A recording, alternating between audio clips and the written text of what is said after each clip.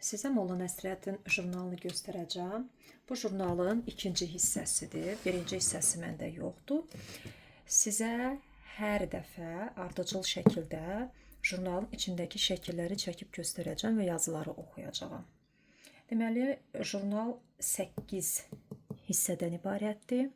Bu qalınlıqda kitablardır. Məndə yalnız bunun birinci hissəsi yoxdur. Qalan 2-dir, 3, 4, 5, 6, 7 və 8 hamısı evdə var. Növbəli şəkildə sizi bu kitabın içi ilə tanış edəcəm. Çox maraqlıdır. Başlaya bilərik. Yəni, burada şəkillərdən başlayaq. Baxın. Şeyxülislam olmamışdan əvvəl, Şeyxülislam olandan sonra belə bir şəkil var. Yəqin ki, görürsünüz. Burada yazılar var. Belə bir şəkildə var. Karikatura. Kişi küçədə öz az yaşlı həyat yoldaşını döyür.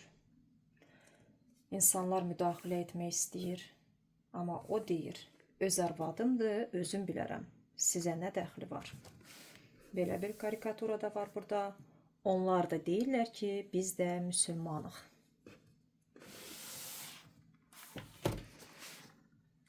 Burada maraqlı yazılar da olmalıdır. Gəlin bu yazıların birini sizə oxuyum. Müəllimlər. Görək burada mövzu nədir? Eşidirəm ki, Bakıda müsəlman müəllimləri Rus bayramına hörmət qoyub bir neçə gün fəhlələrə dərs deməyiblər. Söz yox, hamı gərək azad olsun və nə vaxt istəyir bayram saxlasın, nə vaxt istəmir saxlamasın. Amma bu qədər var ki, heç bir kəsin azadlığından gərək özgəsinə zərər toxunmasın. Məsələn, mən müsəlman müəllimiyəm və fəhlələr də müsəlmandılar. Heç kəs mənə zor eləmir ki, Rusların kəlisə bayramlarında müsəlman fəhlələrinə dərs deməyim. Bəs səbəb nədir ki, fəhlələri dərssiz qoyum və nə ixtiyar var ki, dərssiz qoyum. Hələ bunların hamısından məzəli müəllimlərin cavabıdır.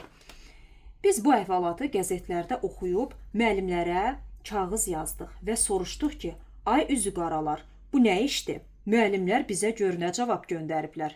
Cənab Molla Nəsrəddin, bizi çox da məzəmmət eləmək ki, fəhlələri dərssiz qoyub Rus bayramlarını bayram saxladıq.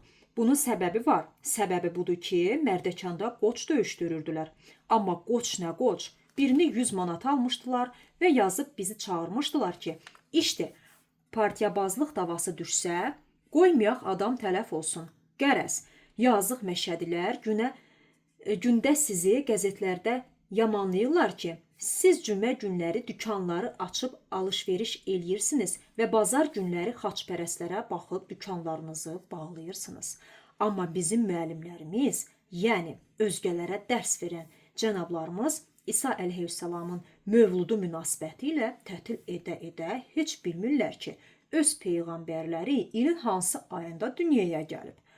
Biz çox da bayrambaz deyilik və yenə də deyirik ki, bayram məsələsində hər bir şəxs gərək azad olsun. Hətta biz bunu da deyirik ki, bəlkə hamısından yaxşı o olardı ki, millətlərin hamısı qardaş kimi bayramları bir yerdə saxlayaydılar. Amma bizim sözümüz burasındadır ki, biz qonşularımızdan heç bunu gözləmirik də və görmürük də ki, onlar bizim cümələri tətil eləsinlər və bayramlarımıza şəraət etsinlər. Və mən görürəm ki, indi onlara əgər bu təklifi eləsək, onlar bizə cavab verərlər ki, paşol ku çortu.